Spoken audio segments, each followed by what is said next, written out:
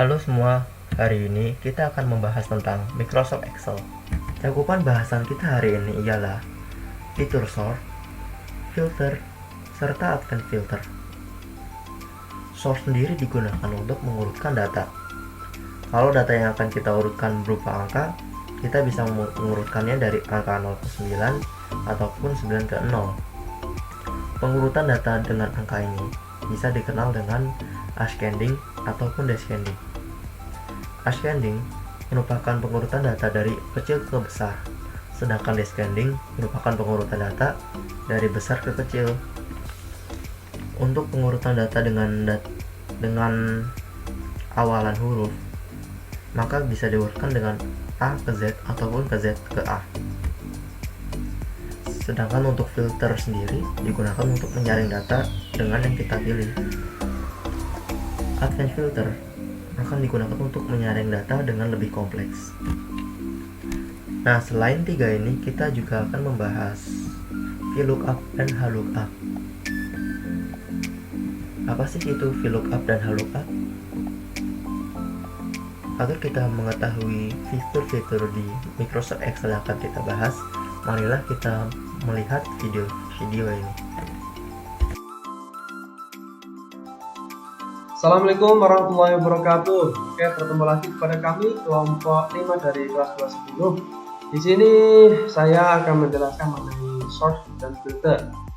Nah, data yang saya dapatkan ini adalah data dari salah satu dosen PK instan yang mengajar aplikasi komputer perkantoran. Nama YouTube beliau adalah Mr. Brian. Nah, ini link yang sudah saya tulis, beliau menjelaskan mengenai ini. Nah, saya menjelaskan ini semata-mata untuk belajar saya dan juga mungkin untuk dipelajari teman-teman. Oke, langsung saja. Fitur sort itu adalah untuk mensortir data baik angka 0 sampai 9 atau sebaliknya, huruf A sampai Z atau sebaliknya. Juga data Z atau tanggal dari termuda 1 atau sampai yang terbesar atau juga sebaliknya. Oke, kita kerjakan petunjuk ini untuk belajar ya. Cari tahu barang apa yang diawali dengan abjad paling akhir. Maka kita akan perlu mengeplot terlebih dahulu. Ada cara yang lebih efektif dari hal tersebut ketika datanya cukup banyak.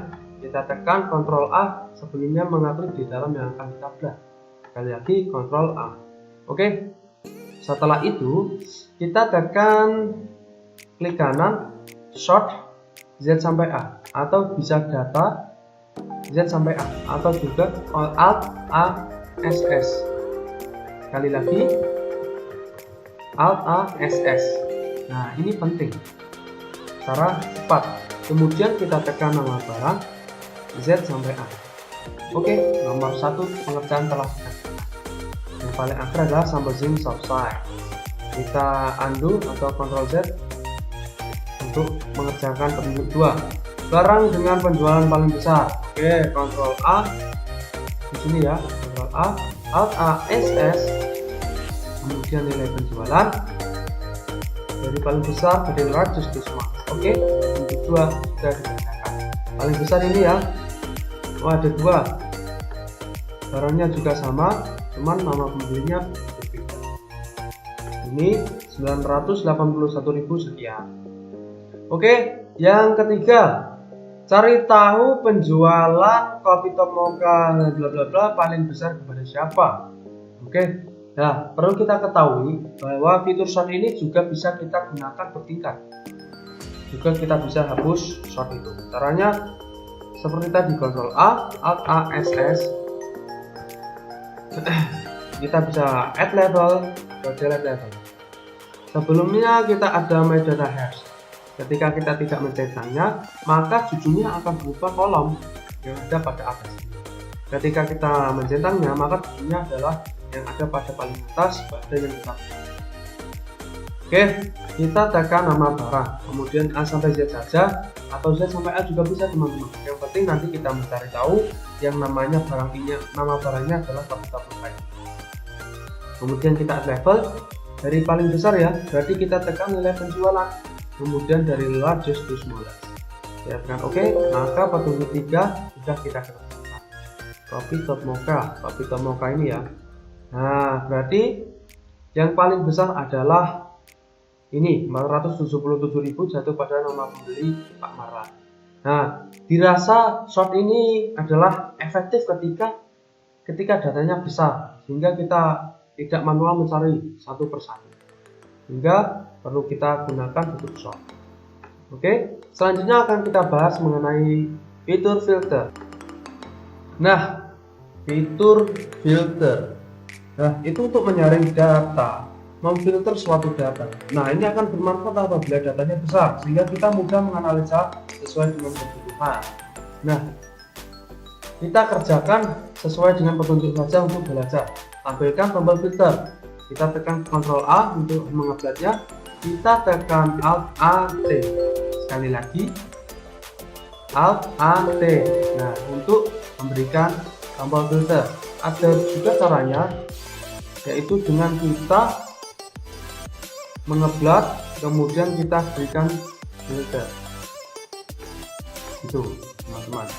Atau kita bisa menggunakan apa tadi? Alt A T. Kemudian filter 10 faktor dengan nilai penjualan terbesar. Nilai penjualan terletak di sini ya. Ketika kita tekan nilai filternya, yang muncul adalah number filter, teman-teman. Ketika kita tekan di tanggal, yang muncul adalah apa? Date filter. Begitu juga nama barang yang muncul adalah text filter, menyesuaikan. Ketika ini teks, ini tanggal, ini nilai. Oke, kita tekan ada equal, not equal, bla bla bla, sampai kita mengcustom sendiri. Berhubung dengan 10 faktor terbesar, kita tekan top 10. Petunjuknya adalah 10 ya. Apabila tidak bisa, kita bisa mengurangi juga menambahkan. Kita tekan 10. Oke, nah ini adalah terbesar 10-nya. Kemudian kita pekerjaan nomor 3. Kita undo ya untuk belajar. Contain sampo berarti terletak di nama barang, teman-teman. Kita bisa nyarinya delete, terus kita mencari sampo misalnya apa, nanti kita centang satu persatu, ini centang. Nah, itu kurang tepat, teman-teman. Hingga kita gunakan text filter, kemudian kita tekan konten ya sesuai dengan petunjuk. Kemudian kita bisa mencari di sini atau bisa menulis. Oke. Nah, ini adalah yang mengandung kata sampo. Ada emerald, gel, zinc. Nah, gitu ya teman-teman. Kita undo untuk mengerjakan petunjuk 4. Filter salah satu jenis barang. Oke. Seperti short tadi bisa mengklik kanan. Kita klik kanan. Kemudian kita akan filter. Filter ada cell value, color, font color, cell value saja. Nah, sehingga copy top white itu hanya ada satu. Bisa kita tekan pada sampo gel Komodo strawberry. Filter, cell value. Nah, oh ternyata ada satu juga. Itu ya kalau kita menggunakan klik kanan. Yang terakhir adalah filter data 16/2015 sampai 17/2017. Sampai ya teman-teman, ini terletak pada tanggal. Sehingga di sini tanggal, date filter, karena sampai berarti kita mencari yes, between. Nah, berhubung di sini ada tulisan, juga ada ini, kita bisa mencari. Karena ini tahun 2015 sampai 17, kita akan mengatur cukup panjang ya teman-teman, sehingga kita tulis saja.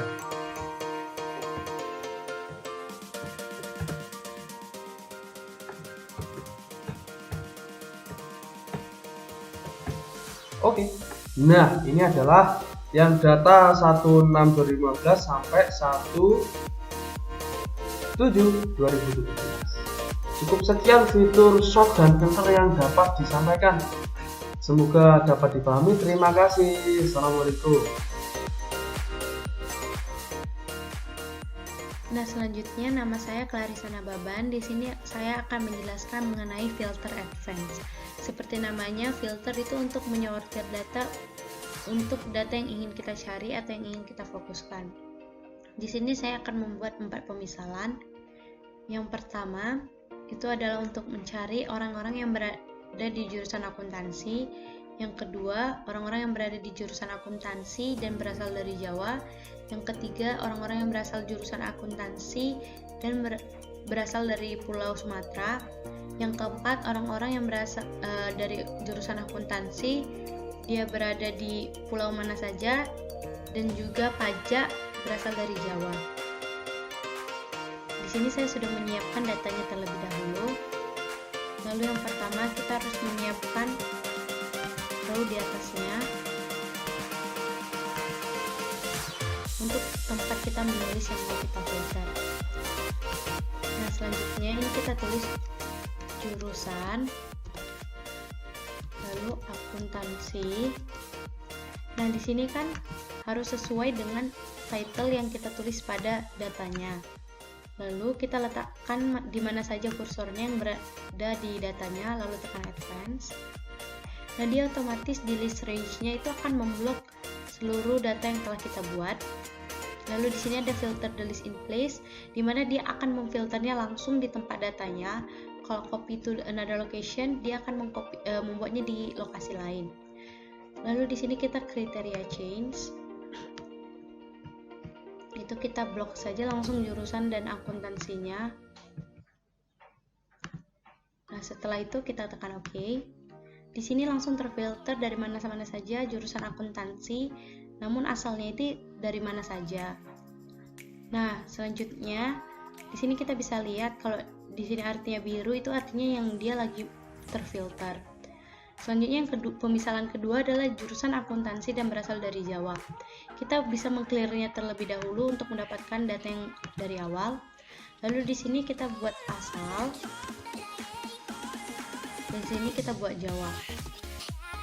Nah, tekan kursornya di data tadi, di mana saja boleh. Lalu tekan advance. Dia akan tetap di range-nya itu berada di yang data kita buat. Lalu kriteria change range-nya bisa kita ganti ke jurusan sampai ke Jawa. Jadi dia jurusan akuntansi dan berasal dari Jawa. Tekan OK. Dia otomatis akan berubah menjadi jurusan akuntansi dan berasal dari yang Pulau Jawa saja. Nah, berikutnya pemisalan ketiga adalah dia jurusan akuntansi tetapi berasal dari Pulau Sumatera. Jadi yang asalnya ini yang Jawa tinggal kita ganti ke Sumatera.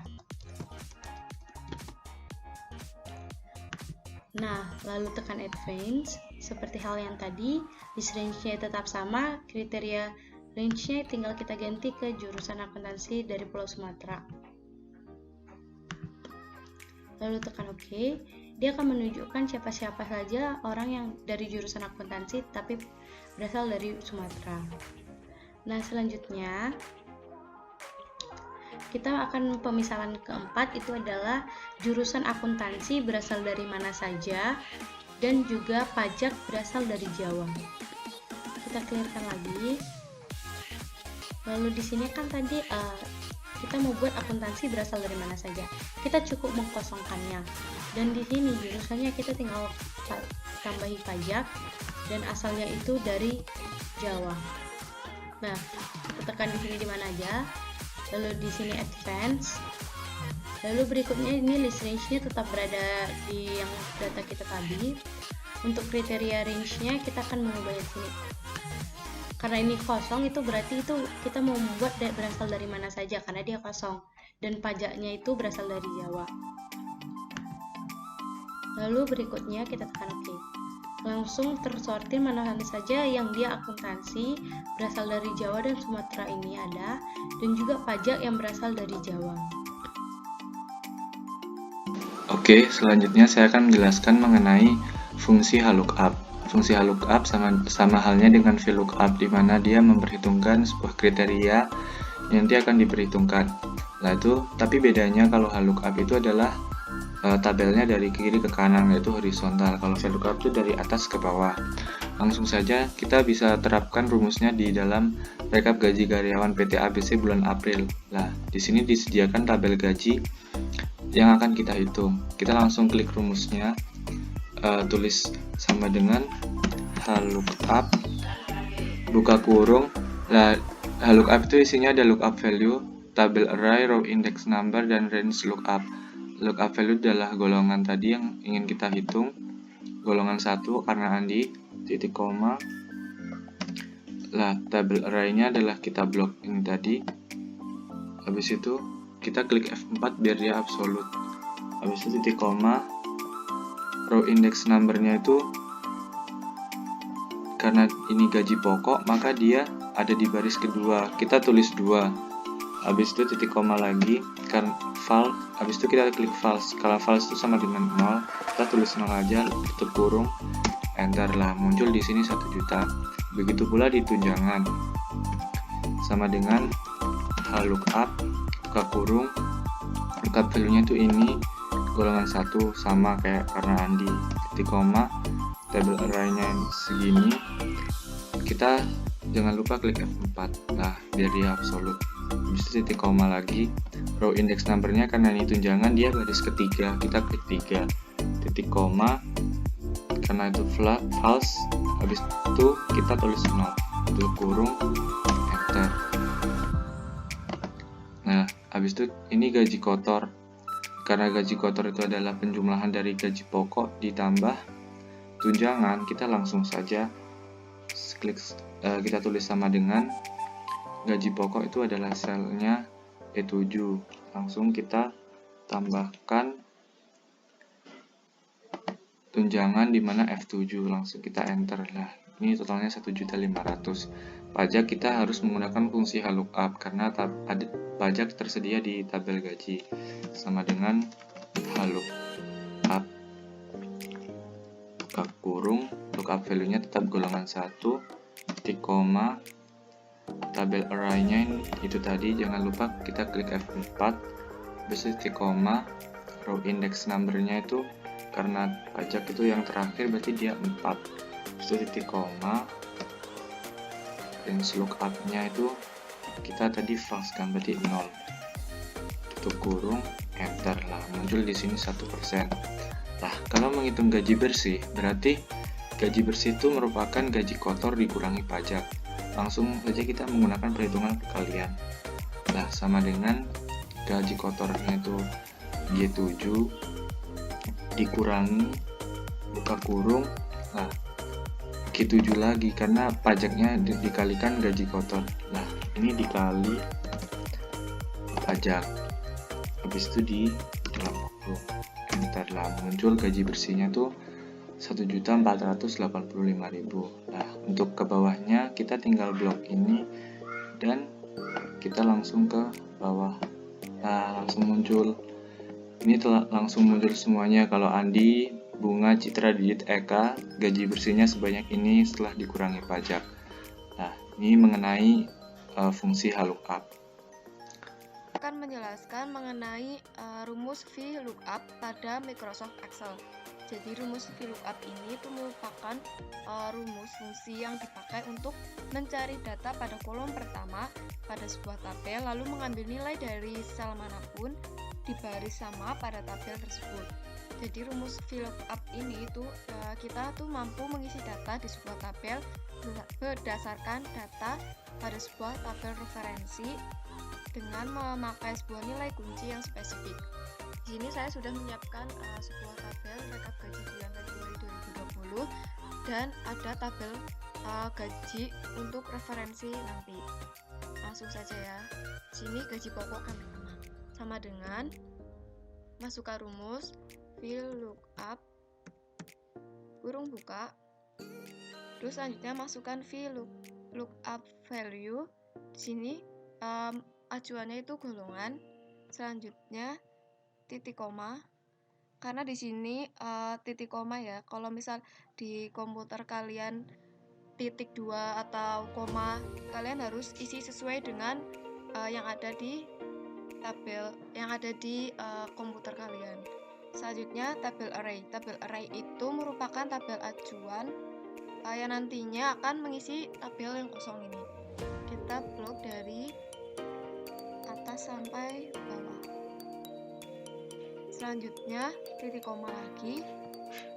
Index num itu merupakan kayak tabel keberapa yang akan kamu isi gitu, yang di acuan. Di sini kan saya isi gaji pokok, maka gaji pokok di tabel referensi ini merupakan tabel kedua setelah golongan. Jadi yang pertama golongan, yang kedua gaji pokok, dan yang ketiga tunjangan.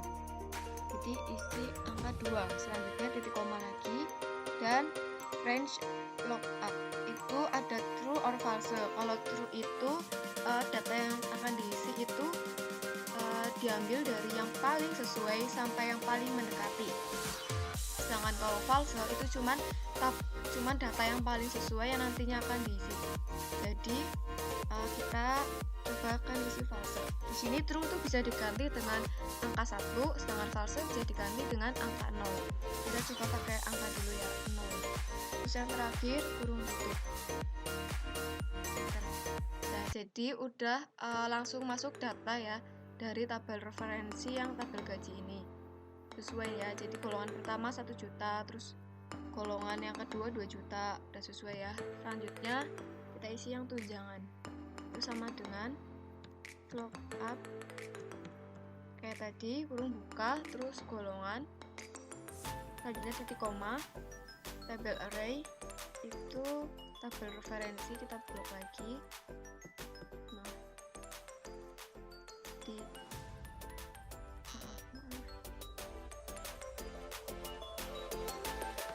diblok dari atas sampai bawah.